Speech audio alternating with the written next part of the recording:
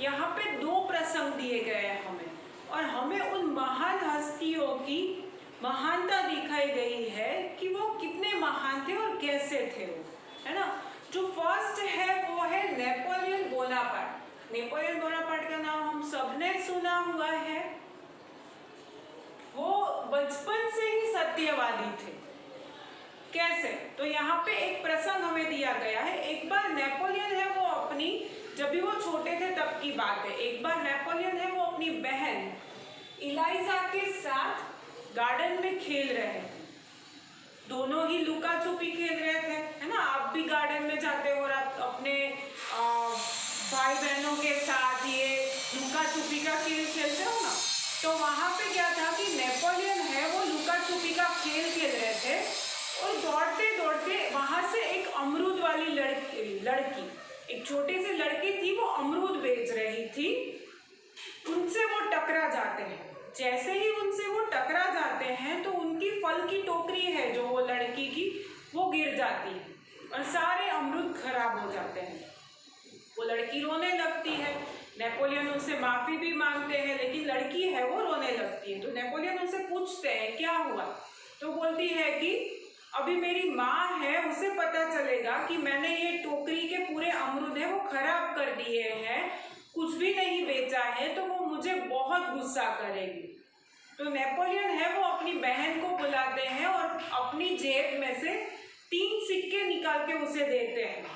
तो वो लड़की बताती है कि इतने से कुछ नहीं होगा, ये बहुत कम है, मेरी माँ मुझे बहुत गुस्सा करेगी। नेपोलियन है वो उसे बोलते हैं कि फिर तू मेरे घर चल, वहाँ से मैं अपनी माँ को बोल के तुझे और पैसे दिलवा देता हूँ। तो उसकी बहन इलाइजा है वो मना करती है कि नहीं भैया, माँ हमें भी बहुत चिल्लाएगी कि हमने ऐसा किया है।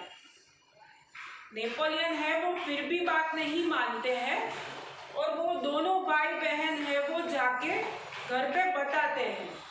नेपोलियन घर जाके अपनी माँ को बताते हैं कि हमारी वजह से ये जो लड़की है उसकी फलों की टोकरी जिसमें अमरूद थे वो नीचे गिर गए और सारे फल है वो खराब हो गए हैं। हमने उसे 3 सिक्के दिए हैं, लेकिन ये बहुत कम है, तो माँ आप क्या हमारी जेब खर्च में से इसे कुछ पैसे दे सकती है क्या? आप हमें नहीं देगी तो चलेगा। उसकी माँ है वो ये बात मान जाती है और वो उसे और 2 सिक्के निकालकर वो अमरूद वाली लड़की को देते हैं। अमरूद वाली लड़की खुश हो जाती है और वहाँ से चली जाती है। माँ नेपोलियन से कहती है कि मैंने इसे तो 2 सिक्के दे दिए हैं, पर आप लोगों को 1 महीने की पॉकेट मनी यानी कि जेब खर्च नहीं मिलेगा, आपको उसके बगैर चलाना होगा। नेपोलियन ये शर्त मान जाते हैं और उन्हें थोड़ा सा भी बुरा नहीं लगता है, क्योंकि वो पहले से ही सच्चाई पे चलने वाले इंसान थे। वो पहले से ही मानते थे कि हमें हमेशा सच्चाई की राह पर चलना चाहिए। तो वैसे ही वो दृढ़ निश्चयी, जो काम उन्हें ऐसा लगता था कि ये जो वो निश्चय करते थे वो काम करके दिखाते थे, और वो हमेशा सत्य की राह पे चलते थे। तो ये थे हमारे नेपोलियन बोनापार्ट।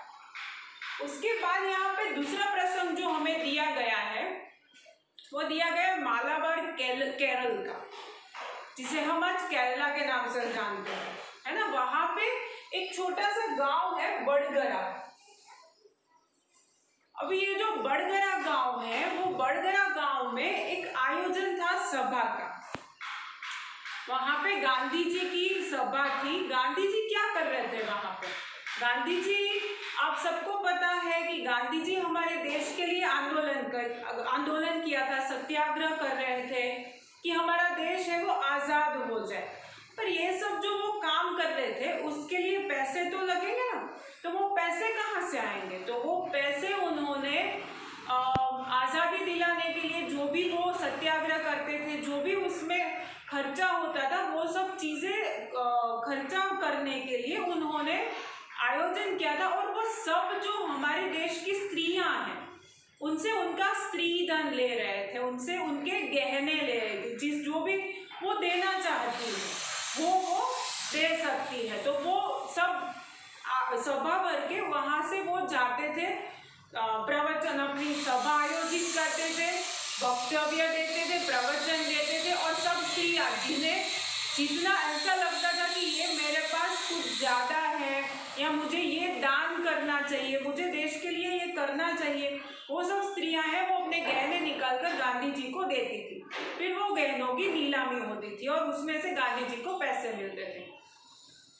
यहाँ पे जो केरला है, केरला का एक गाँव है बड़गरा, वहाँ पे उन्होंने एक ऐसी ही सभा का आयोजन किया था और वहीं पे वो सब स्त्रियों को ऐसा मांग के ये सब गहने ले रहे थे और उसकी नीलामी हो रही थी। वहीं पे अचानक से एक लड़की है उनके पास आ जाती है स्टेज पे और अपने हाथ की एक चूड़ी उतार के उन्हें देती है और उन्हें बोलती है कि मुझे ये चीज़ आपको देनी है। तो गांधी जी कहते हैं ठीक है तू दे सकती है, बट आपने अपने पेरेंट्स से, अपने माता पिता से इसकी आज्ञा ली है कि आप ये सोना दे रहे हो? तो कोमोदी है, वो लड़की थी, उसका नाम था कोमोदी। कोमोदी बोलती है कि ये जो चूड़ी है उसके बदले में मुझे आपके हस्ताक्षर चाहिए, यानी कि मुझे ऑटोग्राफ चाहिए। तो गांधी जी कहते हैं कि ठीक है। गांधी जी उतने में वो लड़की दूसरी चूड़ी उतार के देती है। गांधी जी उसे कहते हैं कि मैं एक चूड़ी देने पे भी तुम्हें हस्ताक्षर दे दूंगा, फिर तुम दूसरी चूड़ी क्यों उतार रही हो? उतने में वो लड़की है वो अपने गले का हार उतार के देती है। तो गांधी जी उसे पूछते हैं कि क्या तुमने तुम्हारे माता पिता से इसकी आज्ञा ली है?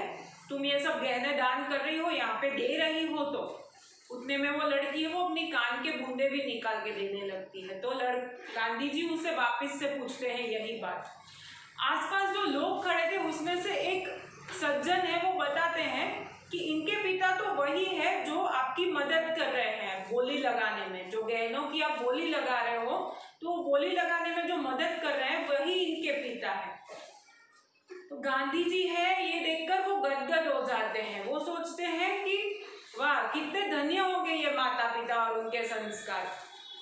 गांधी जी सिर्फ ना उन्हें हस्ताक्षर देते हैं यानी कि ऑटोग्राफ देते हैं, साथ में गांधी जी उन्हें ये भी लिख के देते हैं कोमोदी को कि ये सब गहनों की कंपैरिजन में, ये सब गहनों की अपेक्षा में तुम्हारे पास जो देशभक्ति का गहना है वही तुम्हारा सच्चा गहना है। तो ये है हमारे दो प्रेरक प्रसंग, यानी कि ऐसे प्रसंग कि जो हमें प्रेरणा देते हैं कि हमारे देश में कैसे महान जो लोग हैं वो हो चुके हैं, या हमारे विश्व में, जैसे हम नेपोलियन कहते हैं तो नेपोलियन इंडियन नहीं थे, पर हमारे विश्व में ऐसे बहुत सारे लोग हैं जो ऐसे, जिन्होंने ऐसे जिंदगी जी है जिससे हमें प्रेरणा मिलती है, जिससे हमें ऐसा लगता है कि नहीं हमें भी उनकी राह पे चलना चाहिए, हमें भी अपने आदर्श बना के उन आदर्शों पे चलना चाहिए।